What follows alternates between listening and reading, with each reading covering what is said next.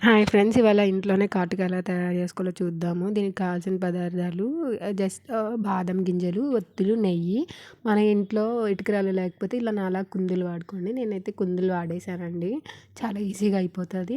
బయట వాడే ఆ కెమికల్స్ వాటితో పోల్చుకుంటే ఇది చాలా మంచిదండి. ఇట్లా సైడ్ 2 పెద్ద పెద్ద కుందులు పెట్టుకొని మధ్యలో చిన్న కుందు పెట్టుకోండి. నెయ్యి వేసుకోండి. నెయ్యి అనే కాదు, మీరు ఆల్మండ్ ఆయిల్ అయినా వేసుకోవచ్చు. నేను 2 వత్తులు పెడుతున్నానండి. ఎందుకంటే ఒక్క వత్తి పెడితే అంత ఫాస్ట్గా అయిపోదు, లేట్ ప్రాసెస్, అండ్ మసి కూడా అంత అంటదు. ఇలా 2 వత్తులు పెడితే ఏంటంటే ఫైర్ ఎక్కువ వచ్చేసి మసి ఎక్కువ అవుతుంది అనమాట. అందుకని 2 వత్తులు పెడుతున్నాను నేను. అండ్ పైనుంచి కొంచెం నెయ్యి వేసుకొని మధ్యలో పెట్టుకొని పైన ప్లేట్ కానీ లేకపోతే మట్టి కుందే మళ్ళీ మీరు పెట్టుకోవచ్చు. లేకపోతే కొంతమంది కొబ్బరి చిప్ప అలా పెడతారండి. నేనైతే ప్లేటే పెడదాం అనుకుంటున్నాను. అటు ఇటు కుందులు పెట్టి పైన మనం ఏం పెట్టాలనుకుంటున్నాం దాన్ని ఫస్ట్ సెట్ చేసుకోండి వెలిగించడానికంటే ముందే. నేను ప్లేట్ పెట్టి చూస్తున్నాను, నాకు ఓకే సెట్ అయింది. ఎప్పుడు దాన్ని వెలిగించుకొని పైన ప్లేట్ ఉంచేసి అలాగే దాన్ని అలా వదిలేయండి. ఇలా ఇంట్లో చేసుకోవడం వల్ల కెమికల్ ఫ్రీ అండి, పిల్లలకి కూడా చాలా మంచిది. నేను ఆల్రెడీ చేసేసుకొని స్టోర్ ఉంది. ఇది మీకోసం కొంచెం చేసి చూపిస్తున్నాను. ఇలా వీడియోలో చూపిస్తున్నట్టు సెట్ చేసుకొని వెలిగించుకోండి. మీ దగ్గర ఇటుకరాళ్ళు ఉంటే వీటి ప్లేస్లో ఇటుకరాళ్ళే వాడేసుకోండి. ఇటుకరాళ్ళు పెడితే ఏంటంటే దీపం కొంచెం పైకి పెట్టుకోండి, మరి కిందకి పెడితే పైకి మసి అంటదనమాట. ఇలా దీపం వెలిగించేసి పైన ప్లేట్ సెట్ చేసుకుందాము. మీరు ఒకవేళ స్టోర్ చేసుకోవాలి అనుకుంటే సేమ్ ప్రాసెస్, ఆ పొడిని ఒక 2, 3, 4 టైమ్స్, ఒక 3 టైమ్స్ హార్డ్లీ సరిపోతుంది.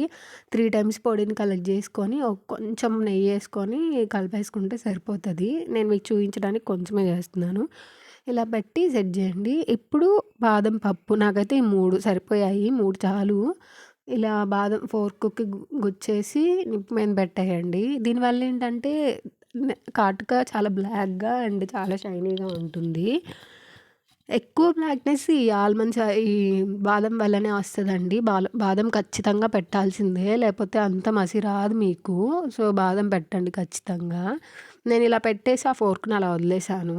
అంటే మనం పట్టుకునే పని కూడా లేకుండా నేను ఆ 3 వాడేసాను ఇలానే. చూసారా అయిపోయిన తర్వాత.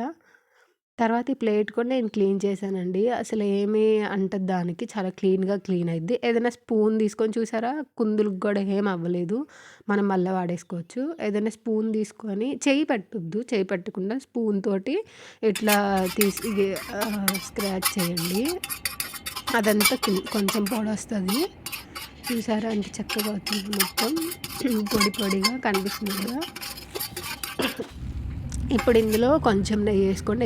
ఎక్కువ నెయ్యి వేయొద్దు, ఒక్క బొట్టేసి కలపండి. ఎక్కువ వేస్తే ఏంటంటే లిక్విడ్ అయిపోతుంది. అదే మీకు ఐలైనర్గా కావాలనుకుంటే మీరు ఎక్కువ వేసుకోవచ్చు.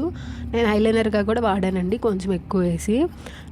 కొంచెం అంటే మరీ పోసేయకూడదు, చాలా తక్కువ. చూసారా ఇలా నాకు 2 బొట్టులు నెయ్యి సరిపోయింది. చూసారా ఎంత థిక్గా ఎంత షైనీగా ఉందో. Boy friends.